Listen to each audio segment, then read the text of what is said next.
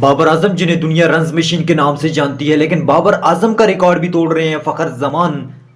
یہ آگے چل کے میں آپ کو بتاؤں گا کہ بابر اعظم کا کون سا ریکارڈ فخر زمان نے توڑا ہے، لیکن اس سے پہلے میں ہوں وقاص احمد اور آپ دیکھ رہے ہیں سپورٹ ٹاک. فخر زمان نے کل جو اننگ کھیلی ہے جس میں انہوں نے 180 رنز بنائے ہیں، میچ وننگ اننگ کھیلی ہے.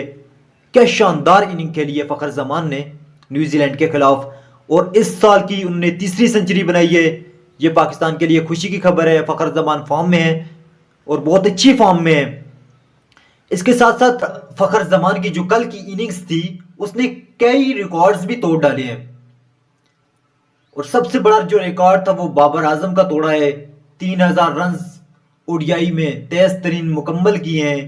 بابر اعظم نے مکمل کیے تھے 68 میچز میں 3000 او ڈی آئی رنز، لیکن فخر زمان نے 67 میچز میں 3000 او ڈی آئی رنز مکمل کیے ہیں تیز ترین.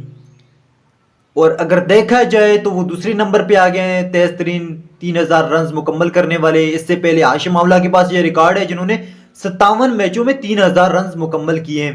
دوسرے نمبر پہ ہیں ہمارے فخر زمان جنہوں نے 67 میچز میں 3000 او ڈی آئی رنز مکمل کیے ہیں تیز ترین. بابر اعظم نے 68 میچز میں 3000 رنز مکمل کیے ہیں. تو یہ ایک پاکستانیوں کے لیے ایک فخر کی بات ہے کہ بابر اعظم جس تیزی سے رنز بنا رہے ہیں عنقریب وہ بہت سارے ریکارڈ اپنے نام کر لیں گے. تو مبارک ہو پاکستانیوں، بابر اعظم کے بعد ایک اور پلیئر ہمارے پاس آ گیا ہے جس کا نام ہے فخر زمان. جب بھی پاکستان پہ مشکل آئی اس فوجی نے ہمیشہ اس مشکل سے پاکستان کو نکالا. تو ویل ڈن فخر زمان، ویل ڈن.